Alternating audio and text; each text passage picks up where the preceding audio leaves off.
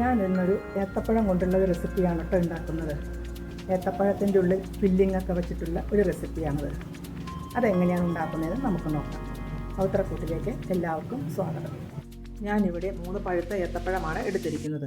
ആദ്യം നമുക്ക് ഇതിന് വേണ്ട ഫില്ലിംഗ് റെഡിയാക്കാം. 2 ടേബിൾ സ്പൂൺ അവിലും 2 ടേബിൾ സ്പൂൺ തേങ്ങ ചിരകിയതും 2 ടേബിൾ സ്പൂൺ ശർക്കര പൊടിച്ചതും 1/4 ടീസ്പൂൺ ഏലക്ക പൊടിയും ചേർത്ത് നല്ലവണ്ണം കുഴച്ചെടുക്കാവുന്നതാണ്.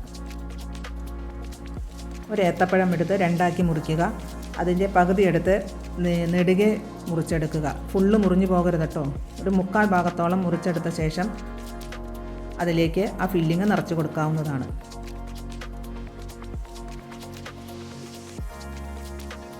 ബാക്കിയുള്ള എല്ലാ പഴങ്ങളും ഇതുപോലെ ചെയ്തെടുക്കാം. ഇനി നമുക്ക് ഇത് വറുക്കാനുള്ള മാവ് റെഡിയാക്കിയെടുക്കാം. 1/2 കപ്പ് മൈദയും 1 ടേബിൾ സ്പൂൺ അരിപ്പൊടിയും കുറച്ച് വെള്ളവും ചേർത്ത് ഒരു കുറുക്കിയെടുക്കുക. ഇതേ പാകത്തിൽ തന്നെ എടുത്താൽ മതി കേട്ടോ. ഒരു ചട്ടിയിലേക്ക് ഓയിൽ ഒഴിച്ച് കൊടുക്കാം. പഴം ആ മാവിൽ മുക്കി എണ്ണയിലേക്ക് ഇട്ട് കൊടുക്കാവുന്നതാണ്. സാധാരണ പഴംപൊരി ചെയ്യുന്നത് പോലെയാണ് ഇനി എല്ലാം ചെയ്യുന്നത്. ഒരു വശം മൂത്ത് വരുമ്പോൾ തിരിച്ചിട്ട് കൊടുക്കാം. എല്ലാം മൂത്ത് വന്നിട്ടുണ്ട്. ഇനി ഇത് ഒരു പാത്രത്തിലേക്ക് കോരി മാറ്റാവുന്നതാണ്. ഇപ്പോൾ നമ്മുടെ ഏത്തപ്പഴം റോസ്റ്റ് റെഡി ആയിട്ടുണ്ട്. വളരെ സിമ്പിളായിട്ടുള്ള റെസിപ്പിയാണിത്. എല്ലാവരും ഒന്ന് ട്രൈ ചെയ്ത് നോക്കൂ കേട്ടോ. ഇഷ്ടപ്പെട്ടെങ്കിൽ സബ്സ്ക്രൈബ് ചെയ്യണം കേട്ടോ.